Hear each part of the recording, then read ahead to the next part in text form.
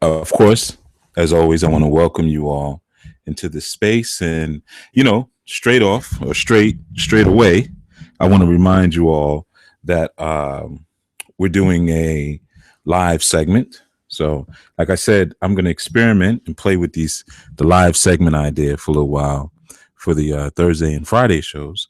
So you can call in. Of course, we're broadcasting on our YouTube channel, Enlightenment and Transformation TV. So that's youtube.com/Enlightenment and Transformation TV.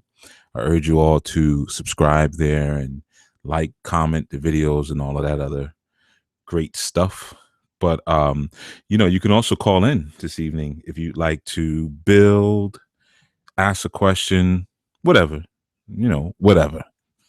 Just engage, you can call in at 347-945-7680. Again, that's 347-945-7680, excuse me. And also, of course, that you can listen to the shows from that number as well.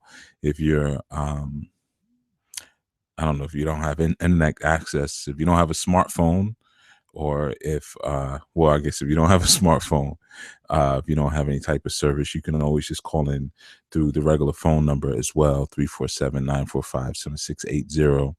And you can tune in to this particular show, Foundational Friday.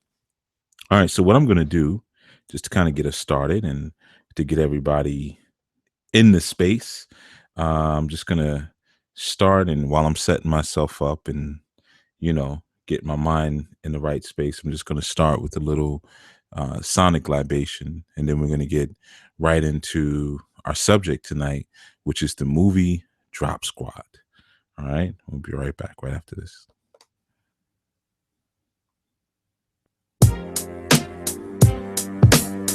Yeah. Yo, this is Mr. Johnson. All right. Beats by Black Creed. And we bringing you this joint right here, SMD, Sex, Money, and Drugs. Something that's killing the youth. And old cash too. So we just exposing it. You know what I'm saying? Bringing it to life. Y'all can see where y'all going at night. Yeah.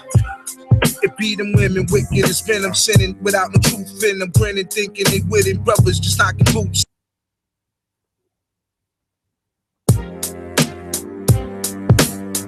Yeah. Yo, this is Mr. Johnson. Alright. Beats by Black Creed. And we bringing you this joint right here, SMD, Sex, Money. Video where you. Excuse us all, we got a couple of tech issues I'm working out. There we go. Yeah. Yo, this is Mr. Johnson. Alright. Beats by Black Creed. And we bringing you this joint right here, SMD, Sex, Money, and Drugs. Something that's killing the youth. And old cash too. So we just exposing it. You know what I'm saying? Bringing it to the life. Y'all can see where y'all going at night. Yeah. It be them women wicked as venom, sinning without no truth in them, grinning, thinking they with it, brothers just knocking boots, hit them prancing, lap dancing, every brother's handsome, long as he got a dollar bill stuck in his handsome, his thing got a G-string, exposing her whole ass, and just for some cold cash, she give up that whole fast, exposing her whole body to be lavish, your lust becomes a habit, having sex on the Sabbath, women walk down the block and they switch, resembling hoes, get mad if you calling them bitch, that's how it goes, bros, pay up no mind, if they shine, oh yo Jimmy's, cause a dime ain't nothing but 10 pennies. Sex, money, and drugs, the American dream, it turns them kings and queens and the demons and fiends got to keep a strong head in this world of schemes, and if you look like cream, it ain't always what it seems. Yo, money, sometimes it worries me, call it state of emergency. Yo, people, it's an urgency, wake up and smell a currency. Yo, legal tender carries a demonic agenda. If you surrender straight to Satan's, where it'll send you, it holds you captive. Electronic money is active, platinum credit. If you get it, it look attractive, but greed to get you. It sneaks up on you, then it hit you. You can't take it with you. When you perish, people forget you. It's the root of evil and the way it controlling people. So if you feeble, it's like needles in your cerebral. like collar gangsters. I mean, them world banksters ain't nothing but pranksters, literally trying to change. Just keep your composure. Don't let the grip of Satan hold you, steadily mold you. So yo, remember what I told you about sex, money, and drugs. The American dream, it turns them kings and queens and the demons. Are you ready to take action and rise to the next stage of your evolution? Then monthly life coaching services at osirislife.com are just for you. Osiris Life does not just focus on spiritual development. We offer a holistic approach to helping you realize your goals and teach you the tools to overcome any barriers to your success. Services at Osiris Life are provided on a monthly basis and include, but are not limited to, spiritual consultations and one-on-one coaching, instructionals via podcasts and videos, life mapping and goal tracking, anonymity, spiritual work done on your behalf, and there are 3 package levels to choose from. Take the steps to get your life on track and flourishing by purchasing a subscription package today at osirislife.com.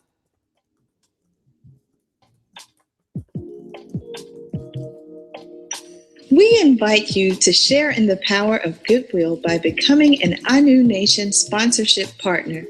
ANU Nation is a community design organization whose programs and services often depend on sponsors and philanthropic support from foundations, businesses, and generous individuals like you.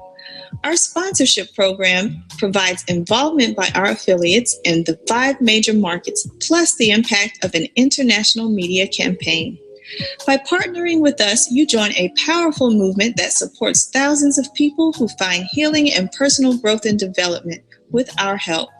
For more information and to purchase a sponsorship package today, please visit us at anunation.org/anu/sponsor-us.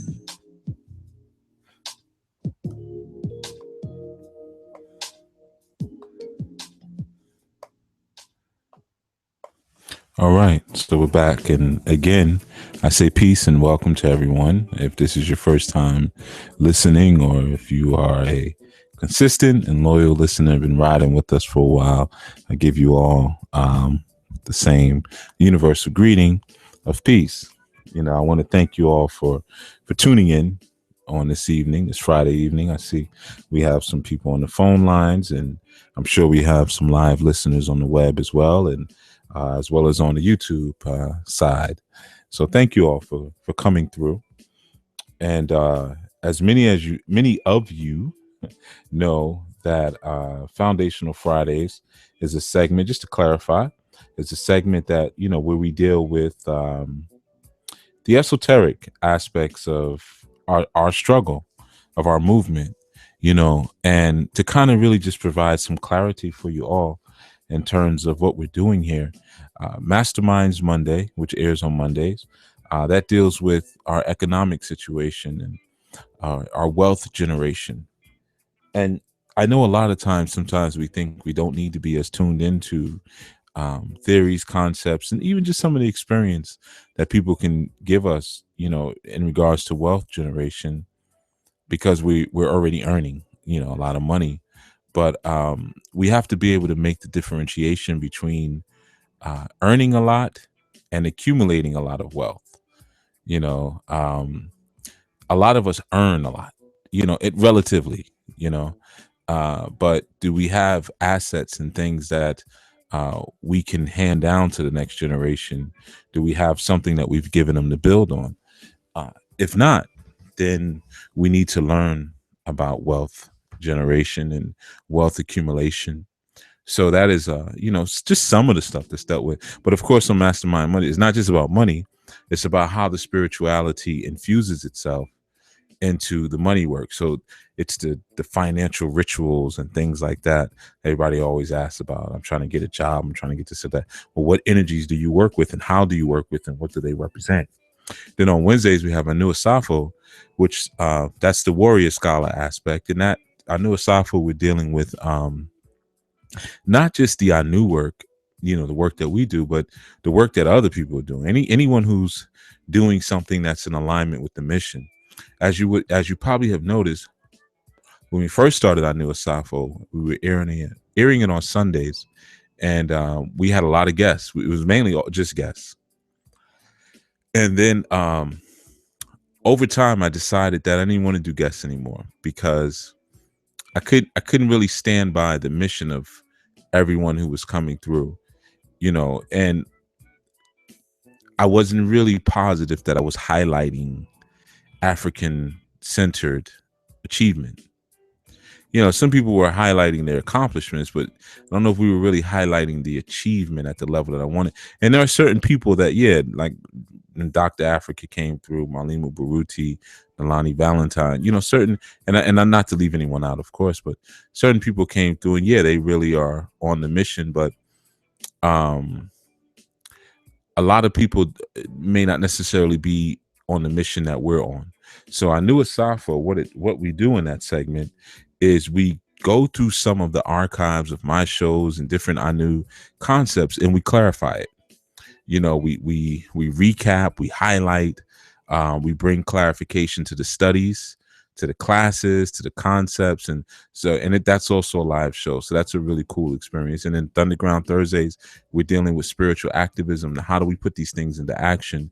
What are our first steps? And really the political and educational and social struggle that really is, for most of us, the motivation and the impetus behind why we're doing what we're doing. And then, of course, we come to Foundational Fridays, where we're dealing with the foundations of it all, which is the esoterics, the spirituality of it. And on Chief Speaks on Sundays, we're dealing with Q&A. People calling in, asking for dream interpretations, life interpretations, life advice, life guidance, whatever it is.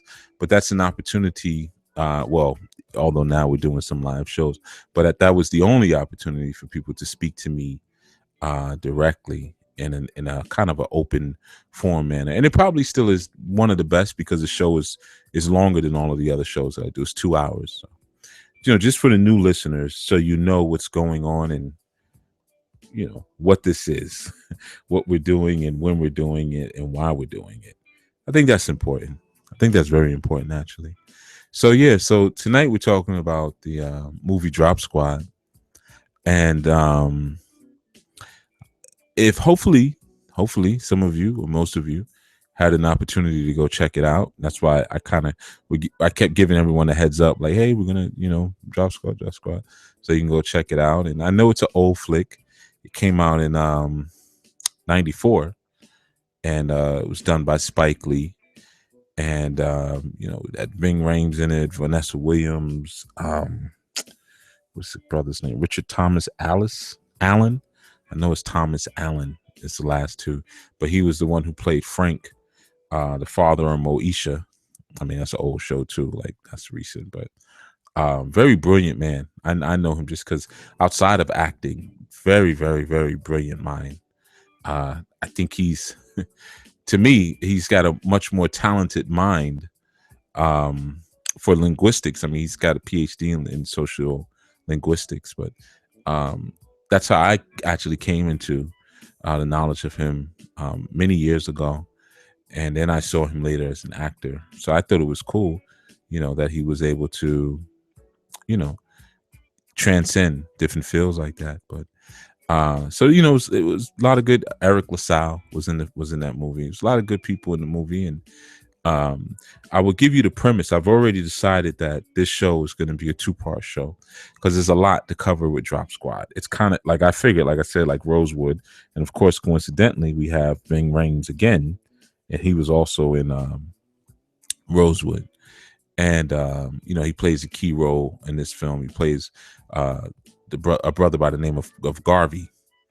And so I'm going to share the premise of Drop Squad for those of you who haven't checked it out, though you really should.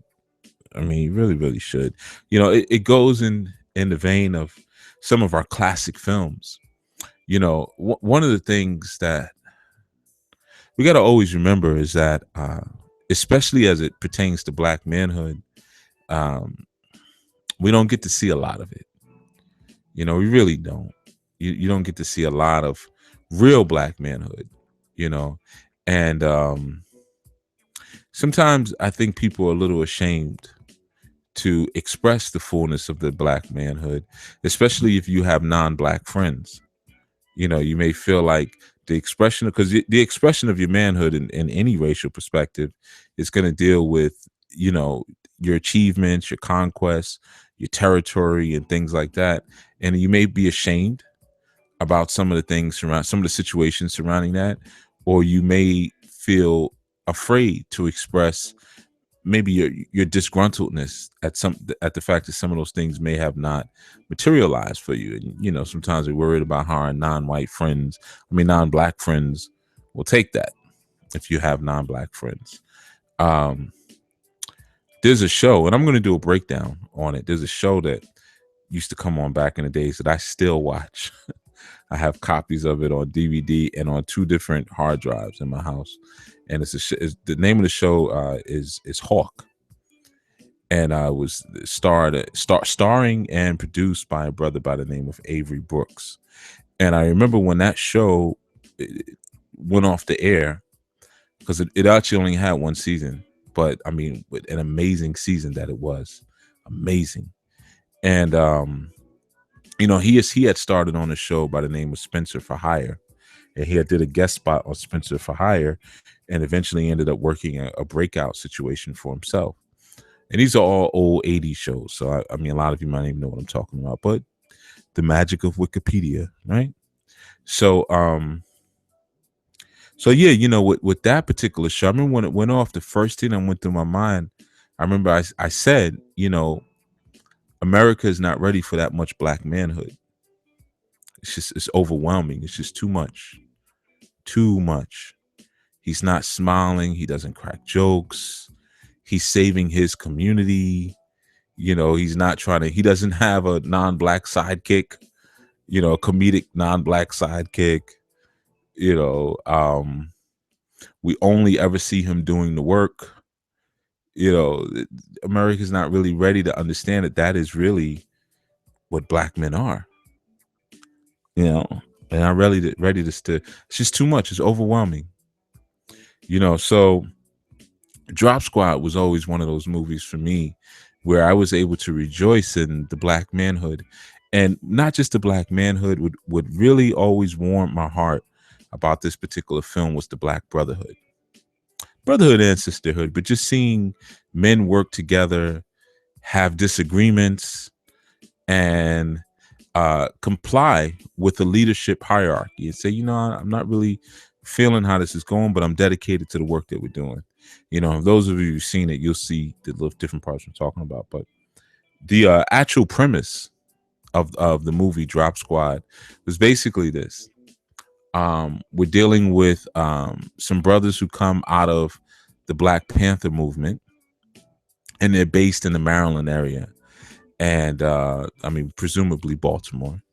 And what they do is their leader, you know, comes out of the Panther movement, and they have this underground movement and a procedure that they put other melanin dominant people through when they lose touch with their blackness, or more so, not just lose touch, when they begin to betray their own community, when they become traitors and you know, dangers to their own community.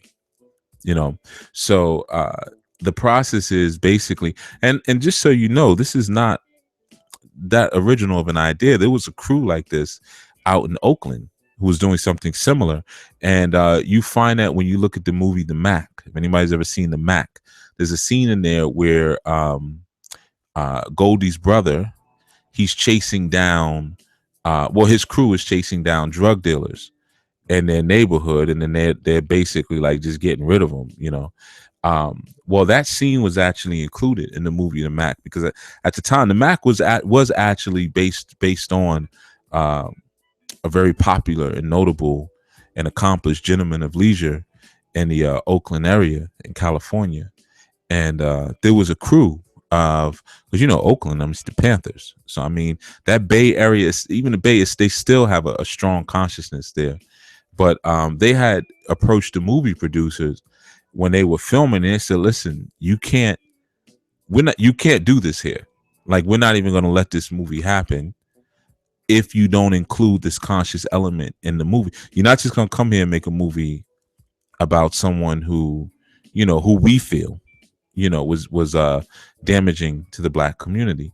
So they included the piece of the whole revolutionary piece in the actual movie The Mac, where his brother was, like a panther, and they were taking drug dealers off the street. But that was actually what they were doing at that time. So this idea of the drop squad, of finding people, or I guess they find you, really, when we talk about people who are damaging to the communities, most time we're trying to get away from them. But having people in the community who are damaging to the community, and you getting to a place where you say, you know what, no more, no more, and you just take them. You just pick them up, you take them, and you deprogram them. That's really what the Drop Squad movement was about. It was about deprogramming people who were a harm and a hazard to their community, specifically the melanin dominant community. So when we come into the beginning of the movie, we hear a radio broadcast, and we hear there's a discussion going on, and you have certain brothers on the air, and they're arguing about the legality of the Drop Squad. Are they vigilantes? We have a system in place. The system works. Why would they be bucking back from the system? Blah, blah, blah, blah, blah. Right? So the whole idea is that, of course, you have a certain amount of people in the populace who are saying, no, we don't agree with this. People are allowed to live their lives however they choose. They owe nothing to no one. You see, and the premise of the Drop Squad is, we have to remember that no matter how far we go, that we're still linked to one another. Even if you think you've crossed the river of social or wide societal acceptance, and we know what wide societal acceptance is, basically meaning that you've been accepted by white culture. And a lot of times we use code words because, again, we don't want to offend our non-white friends. But something important for you to understand. It's just like when you a lot of times when you see interracial couples, you see melanin dominant people with non-African people, non-black people. One of the things that you'll often find is that non-Africans, when they want an African, they get the most indigenous looking African that they can find. A non-white is not going to get the black woman who has the blonde weave and the blue-eyed contacts and the bleached skin. They're not interested in that. They're going to get the one with the jet black skin, the peasiest hair they could find, 6 foot tall, Watusi looking, straight out of the bush black woman. You see, so they're not as offended by your indigenous Africanhood as you may be. So a lot of times when you're using code words like that, you really don't have to. Because if they're in your presence, especially like my students who are non-African, my listeners who are not, I have listeners and students from pretty much the whole spectrum, and I'm not just spectrum in terms of racial makeup, but even sexual disposition. And I know that, but I don't change my language. I don't intentionally go out to try to be offensive, but if I'm speaking the truth, no one's offended by that.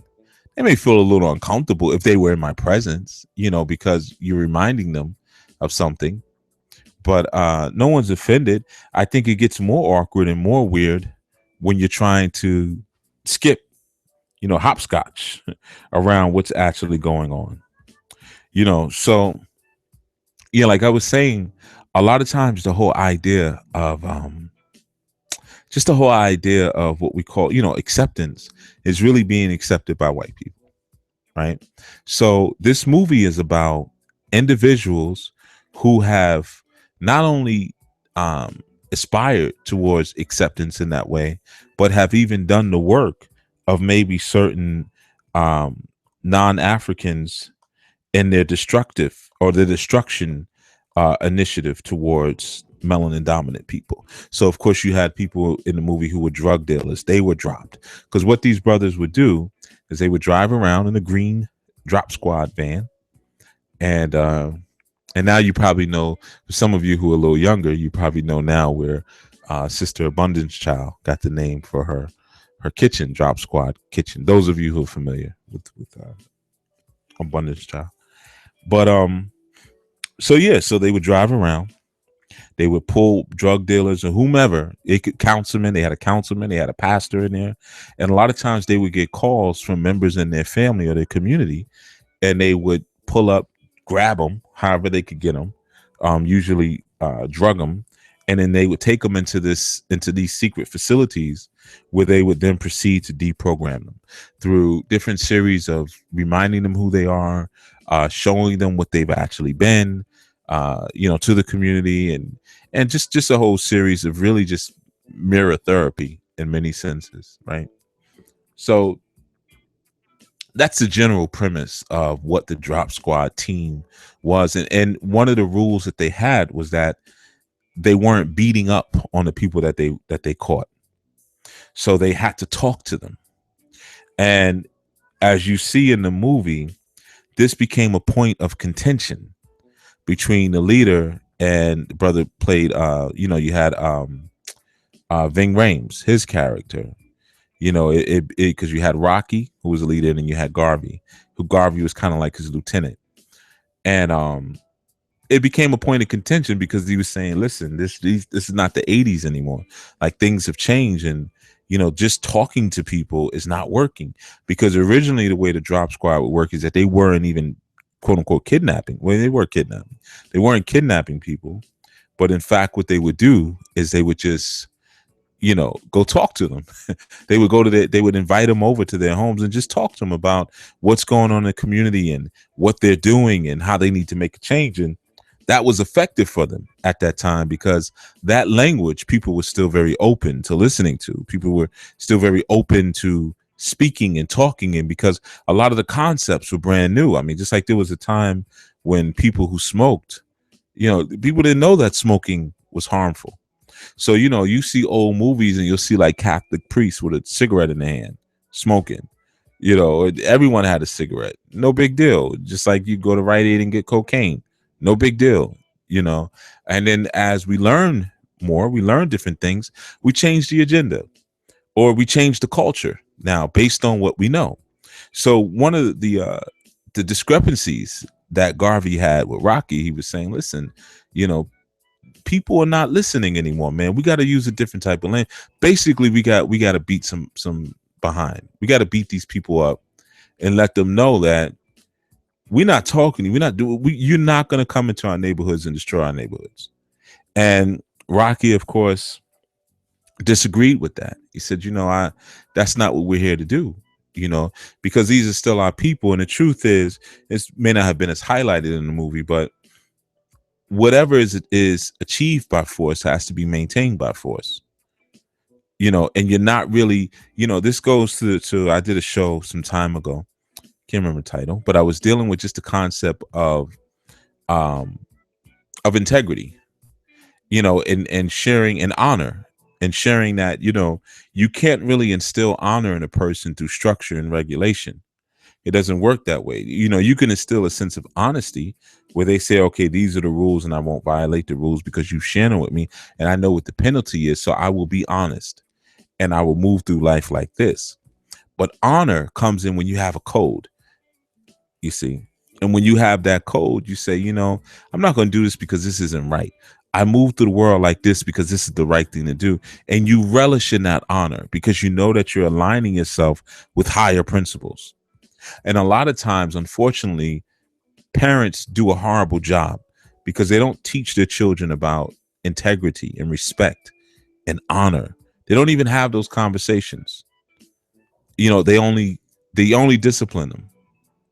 But then the children, they end up being adults with no discipline anyway, because they don't see the purpose and the meaning and the reason behind it. So one of the concepts that you had in like the Drop Squad. Oh, and I just want to give you all the number again. 347-945-7680. Yeah. 347-945-7680. Feel free to just hit the number 1 if you want to speak, ask a question, whatever. Or if you saw the movie, you have a comment on it yourself. Because like I said, we're going to do it in 2 parts. In this segment, I'm just going to give a synopsis of an overview, especially for those of you who haven't seen it, because maybe then it will, motivate you to go check it out. So yeah, that honor code is more important. So if you're beating the mess out of people in order to get them into a certain space, then you have to maintain them in that position through continuing to beat them down. Unless you create a code inside of them through the acquisition of knowledge, and that code begins to guide their very actions and their movements. See, that's why you got to realize you're not fighting people who are physically oppressed at this time. The physical oppression that people are going through at the time is the physical oppression that they're putting on themselves. By eating the wrong foods, by not seeing beyond where they live and understanding that they can live in better places and different kinds of places. See, that's the kind of oppression that we're dealing with now. Now, are people brutalized and this and that? Yeah, obviously, of course. But which is also hard for people to say, some of the brutalization that melanin dominant people face, they face as a result of wayward, unintelligible culture. The culture makes no sense whatsoever. So they don't realize how they're supposed to interact, or if they're supposed to interact with people who are interested in nothing other than destroying them. So they become very lax. I was talking about this with a friend not too long ago. We were out somewhere and we were in the city and we saw a group of young men or young males, and we were looking at the way they were dressed. They had on sandals and like shorts and stuff like that. And I said, look at that. I said, with all the brutalization that goes on in the city, you should only be wearing boots at this point, like steel-toed boots. But for you to walk around with sandals on and to appear so waifish, you're not even concerned. You're not even ready for combat. You're not even thinking about it.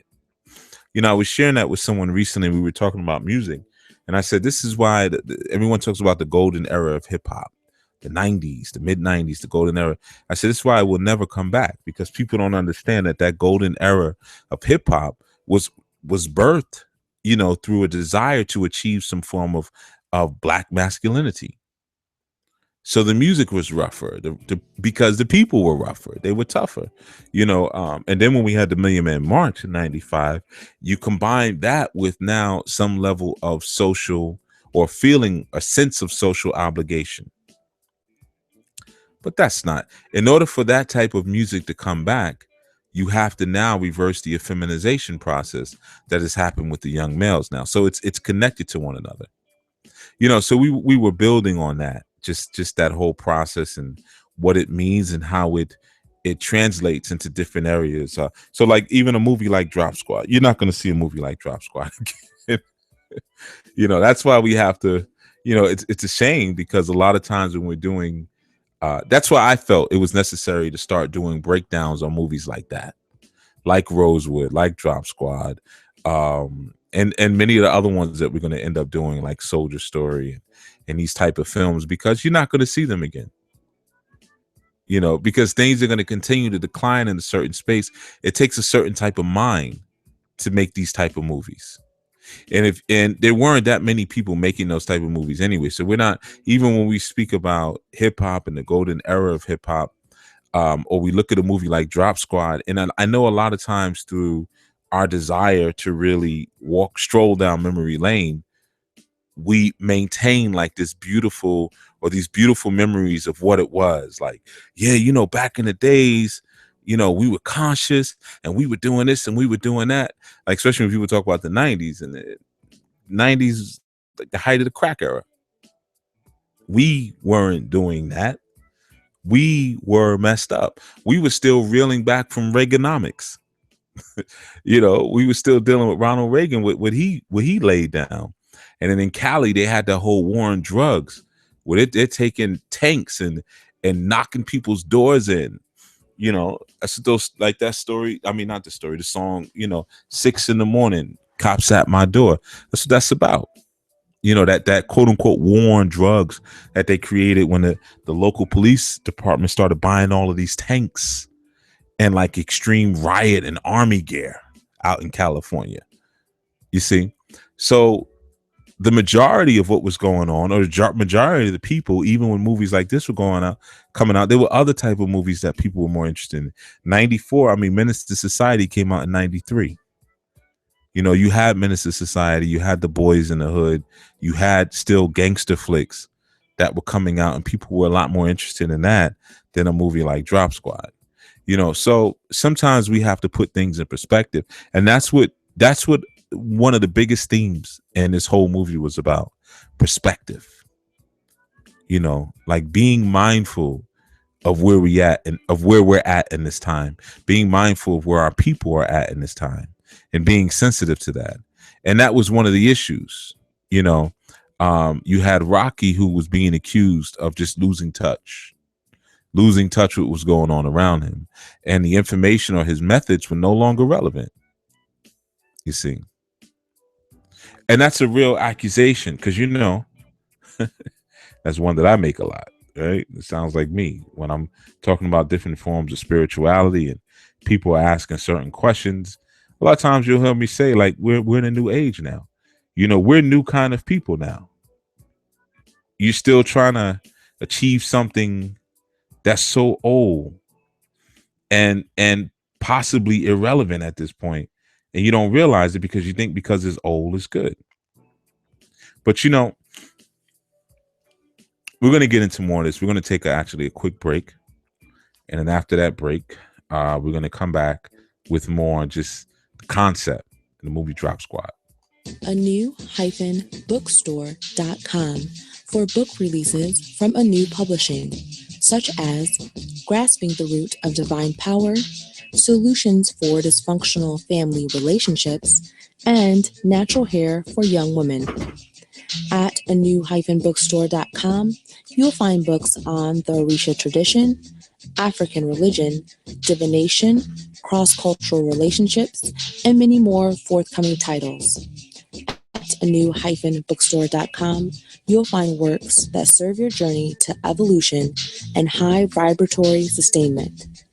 The website is anu-bookstore.com. And now back to our segment. A New Nation presents live streaming video, where you will receive more lessons and more knowledge on spirituality and metaphysics. Check out A New Nation's live video stream at www.youtube.com/A New Nation and subscribe for the latest videos and information. Once again, the address for live video streaming is www.youtube.com/A New Nation. See you there. The Alpha Omega Store is a family-owned and operated premier online store serving as your one-stop shop for all of your spiritual and self-development needs. At the Alpha Omega Store, we offer you hard-to-find spiritual and ritual supplies, books, DVDs, personal development services, monthly specials, international shipping, and more. From spiritual supplies to business products and services, our mission is to provide you with the tools that will put you on your road to success. Purchase your quality products and services today at alphaomegastore.com. Bring yourself to a place of spiritual and holistic balance with exclusive life design services at osirislife.com.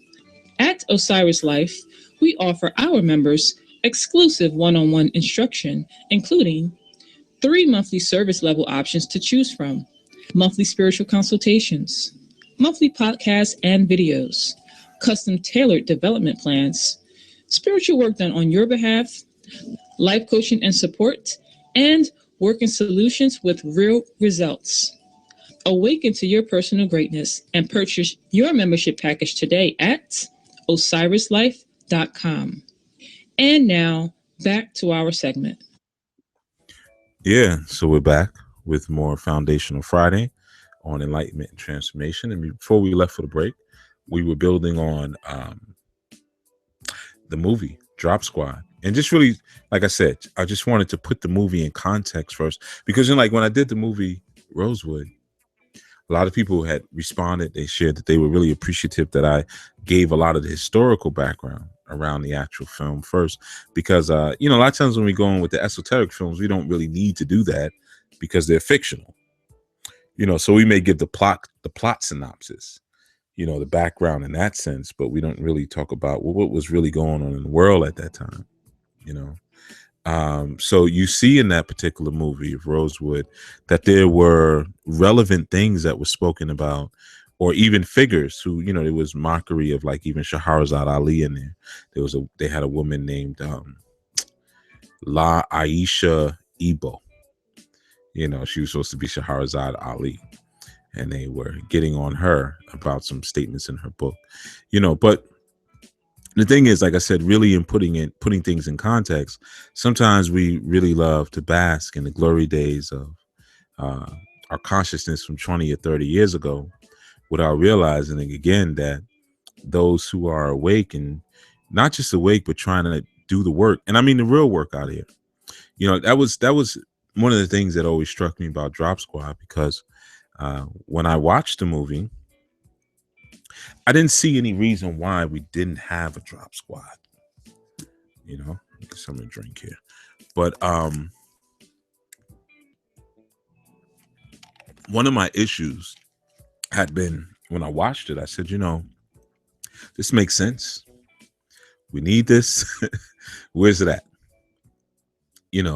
And not realizing that there was already a campaign in place that was not only dismantling the active social and conscious movement at that time, because around that time, the social and cultural movement towards African liberation was being replaced with this thing that we now call the conscious community.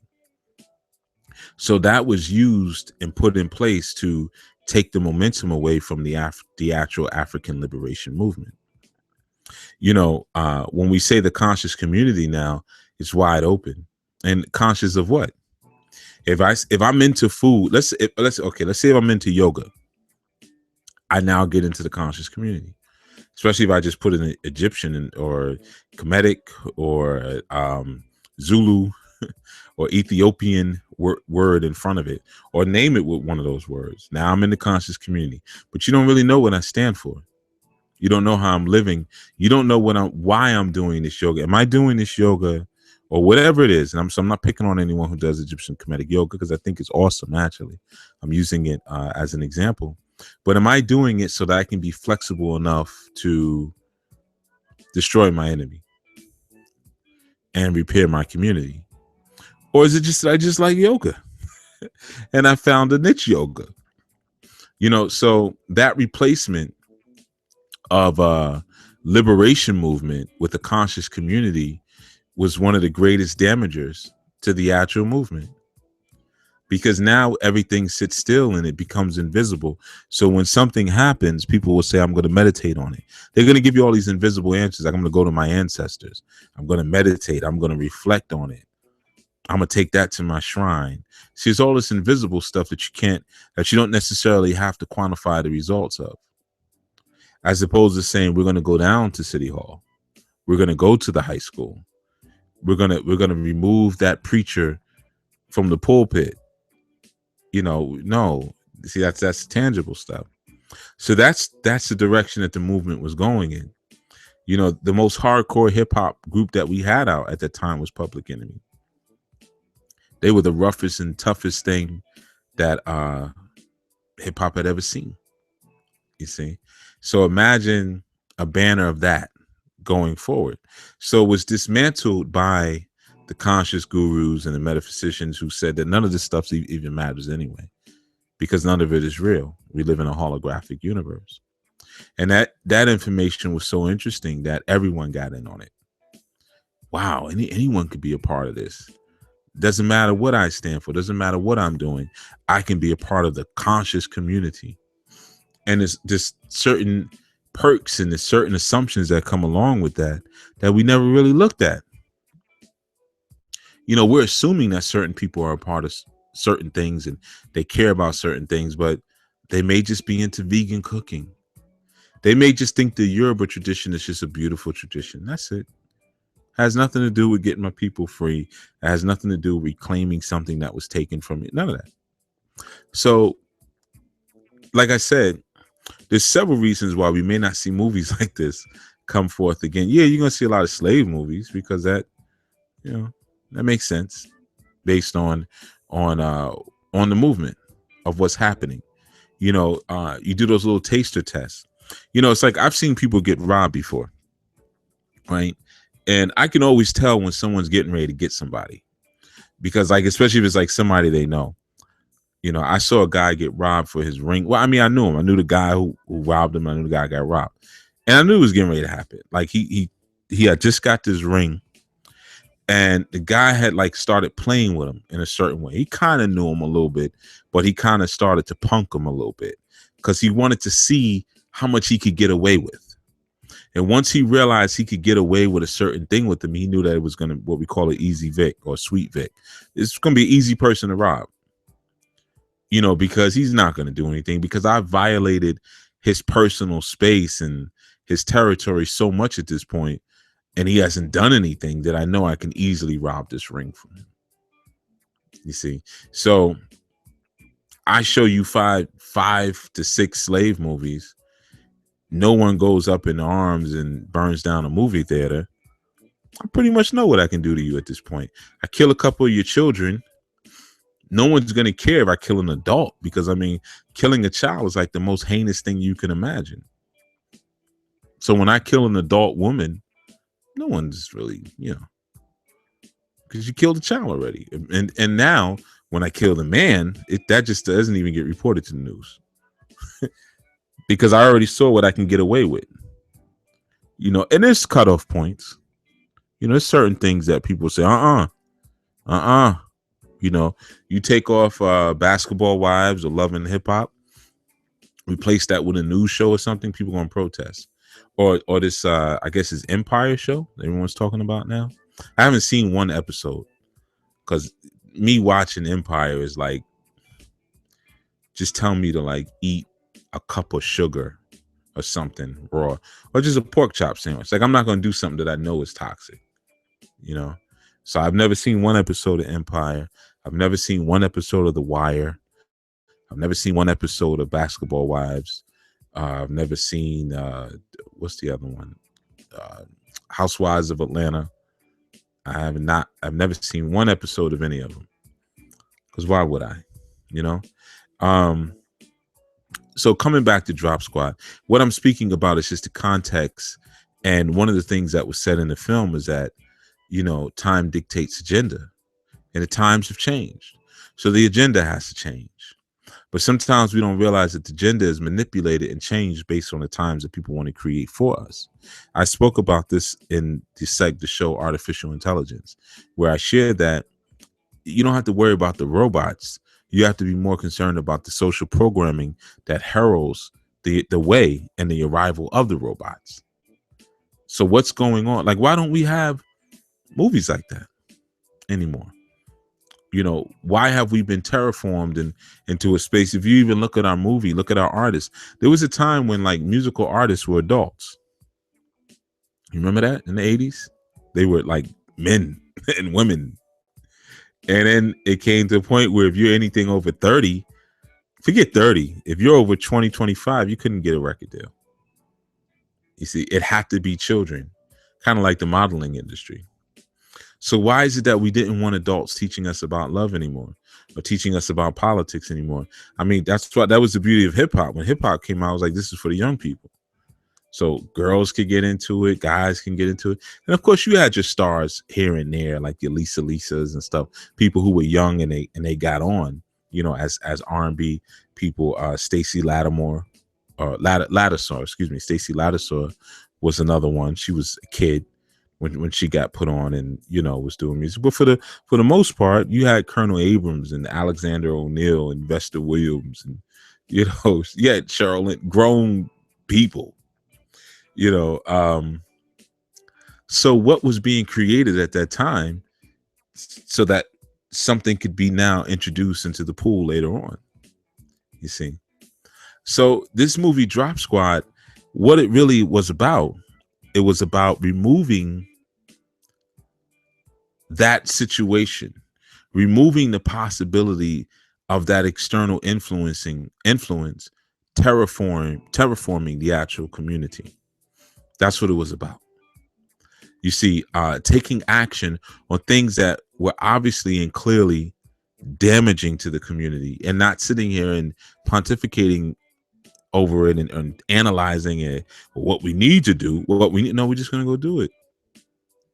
We're just going to do it. That's why, if you look in all movements and you look in all spiritual pantheons, you see some very interesting things. What you see is that there's always different divisions of energies. You have like your Arumilas and your Batalas, the high level intellectual energies, right? Then you'll have your hunter energies where they just get it done. They may represent sexuality or virility, but what they really are, they're the doers. So you find that in any spiritual design and community that you have different hierarchies of intelligence, because different forms of it, like you need kinesthetic intelligence, you need the emotional intelligence, you need cognitive intelligence, abstract intelligence, you need all these different forms of intelligence to get different things done. And a lot of times when we're moving through certain communities, we expect everyone to exhibit the same form and the same level of intelligence, and not realizing that, like, if we're meditating and everyone's trying to connect and attach to the crown chakra, and something goes on where there needs to be a physical response, you really need the people who are dealing with the root chakra energy. You need them to go to war. You need the Black Guerrilla Army to actually get things moving, but then you need the Black Panthers to actually do the political work and hand out the food to the children and the breakfast programs, things like that. So you need different things. A lot of times we don't realize in this work, like I said, the conscious community has replaced the liberation movement. So now we don't realize that we needed the conscious community and the liberation movement. We need them both. And then we need a place that we can put our women and our children. They don't have to grow up war scarred. That's what the men are for. The women and children should be somewhere safe, guarded, with a water supply that is guarded and secured. That's where they should be. So that way they will experience a level of happiness that will inform them and let them know what they're fighting for, what their fathers are fighting for, why their fathers are not here. If you've never experienced any real peace in your life, how will you know what to achieve when you get old? Because you're not going to maintain the peace of a child in your 20s and your 30s, maybe not even in your teens, but certainly not in your 20s and 30s. You can't maintain that same peace because you start to interact with the world, and the world's lopsidedness steals that, But at least when you're fighting and you're struggling, okay, well, this is what I'm trying to get back to. That blissful peacefulness that I had when I was a youth. There are now, we have come into a generation where we can talk about the good old days when we had families, right? We're now in a situation where you got children born who the norm for them are broken homes. So like a family is like, it's an urban legend to them. That's where it's gotten, and I'm not saying all households are like that, because they're not. So the concept of time dictating agenda and recognizing the time was a ongoing theme in this particular film. And the film centered around an individual who was dropped by the name of Buford. Can't remember his last name, but they called him Boo Boo. That was his nickname. And he was actually played by Eric LaSalle, who a lot of you may know. I first saw Eric LaSalle in a movie called Rappin'. I don't know if anybody remembers Rappin'. with Mario Van Peebles, and Eric LaSalle was in it. I mean, it was in the brother who played in The Education of Sonny Carson. Can't remember his name right now, but horrible movie. But on a goof, if you feel like just watching a real bad movie one night, just look up rapping and see, maybe do a contest, see how far you can get through it. But it was the worst. And as a matter of fact, and that was supposed to be based out of Baltimore as well. Actually, now I think about it. But yeah, so that's how I first came to Eric LaSalle, and he played in that show. I think it was ER, something like that. I think that's when he got famous in. But of course, he was also in Drop Squad, and of course, Coming to America. He was Daryl, right? So he was an advertising exec. And he was dropped by his sister. She was the one who reported him because basically he was creating ads and campaigns that were damaging to the community. And he had basically lost touch with his family as well. He just didn't want it. He was embarrassed by them. He didn't spend much time around them. And that was a serious offense. And a lot of times I know in our conscious work, it's the reverse. We want to get away from the family because we're the conscious ones, and they don't respect the movements. They don't respect what we're trying to do. At least that's what we think. Maybe it's kind of the same thing. Maybe our movement towards higher consciousness separates us from our roots, and that can be just as dangerous as a movement towards higher social advancement. Something to think about. But so his sister had him dropped, right? And they kept him for like 14 days, which was it was a long drop because he just wasn't breaking. And they were trying to show him that, listen, you're hurting your people. You've let so many people down, this, that. And he's just like, nah, you don't understand. I'm caught between a rock and a hard place. I'm trying to survive out in the world while at the same time not have my people turn against me. And my people are not doing the right things, particularly. He had a cousin by the name of Flip. And Flip was trying to get a job at his firm. And because he had a baby coming, but Flip was pretty much, he wasn't doing the right things in the words of Boo Boo in the movie. So you're not doing the things you're supposed to do. And he tried to put it to him nicely because he was like, hook me up at your job. And he was concerned, like, if I hook him up at my job, he's going to mess it up like he messes up every other job, which is going to have me looking bad. And he was guilted into feeling like, well, he should have done that. So it was some very interesting points that were brought out because it was like, well, should he have this loyalty to a community that may not serve him at this point? But then it was the other thought, well, he should, because it's because of that community and that family that he was able to be in the position that he is today. And of course his family, everyone in the family had a lot of good information. Like he, at one point in the film, and we're going to go over this when we do part 2. I'm going to break down scene by scene. He brought a copy of one of his commercials that he did. 90 seconds. And they were just totally ashamed of him. They were like, what are you doing? Like, he was running a campaign for, it was 2 companies. One was called Mumblin' Jack Malt Liquor, Mumblin' Jack. And the other one was Gospel Chicken or something like that. And they had the gospel pack and everything like that. And it was really, I can't even say it was offensive because church people like fried chicken. 60 seconds. And they had these big giant women in these robes singing, and a lot of women in church and men are grossly overweight because, the Bible will tell them, give no thought to what goes into your body, but give thought to what comes out. So they take that literally like, oh, we can eat anything we want. So yeah, a lot of them are pretty unhealthy. So, but again, it's a fine line between promoting that and acknowledging it and doing something about it to repair it, as opposed to perpetuating it. So we're going to get into more of that in our next segment. I'm going to do a part 2 on Drop Squad, but then this time I'm going to do the scene by scene.